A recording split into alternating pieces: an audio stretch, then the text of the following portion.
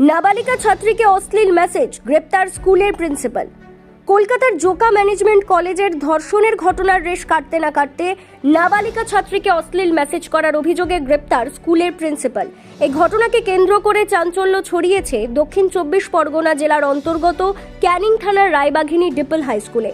স্থানীয় পুলিশ সূত্রে জানা গিয়েছে, ক্যানিং রায়বাঘিনী এলাকায় ডিপল হাই স্কুলটি খ্রিস্টান মিশনারি স্কুল হিসেবে পরিচিত। এই স্কুলের প্রিন্সিপাল লক্ষ্মণ লিমা ওই স্কুলের এক নাবালিকার ছাত্রীর হোয়াটসঅ্যাপে মেসেজ পাঠায়। এরপর সেই ছাত্রীর কাছে পাঠানো মেসেজ দেখে ক্ষোভে ফেটে পড়ে ওই ছাত্রীর পরিবার। এরপর ওই ছাত্রীর বাবা মা এসে স্কুলে প্রতিবাদ জানায়। স্কুলে ছুটে আসে ক্যানিং থানার পুলিশ। স্কুল থেকে প্রিন্সিপালকে আটক করে পুলিশ। তবে এই বিষয়ে সংবাদ মাধ্যমের মুখোমুখি হয়ে নিজের দোষ স্বীকার করে স্কুলের প্রিন্সিপাল। ছাত্রীর অভিভাবক তিনি জানান, গত 1 বছর ধরে আমার মেয়েকে যৌন হেনস্থা করে যাচ্ছিল প্রিন্সিপাল। বোর্ডের পরীক্ষা থাকার কারণে আমি মুখ খুলতে পারিনি। আমাদের কাছে সম্পূর্ণ তথ্য প্রমাণ রয়েছে।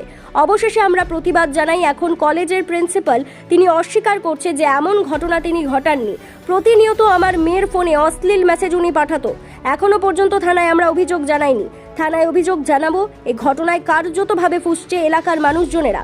শিক্ষক হয়ে কিভাবে ছাত্রীকে অশ্লীল মেসেজ করতে পারে, শিক্ষাঙ্গনের পরিবেশ দিনের পর দিন নষ্ট হয়ে গিয়েছে।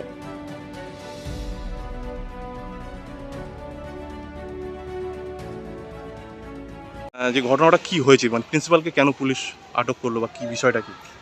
প্রিন্সিপাল গত 1 বছর ধরে আমার মেয়েকে সেক্সুয়ালি অ্যাসল্ট করে যাচ্ছে। আচ্ছা আমরা ও বোর্ড এক্সাম দেবে বলে এটা করেছি, ধৈর্য ধরে ছিলাম এতদিন। আচ্ছা ওর সব রকম কাগজপত্র আমরা পেয়ে গেছি, গিয়ে এবার আমরা স্টেপটা নেওয়া শুরু করেছি।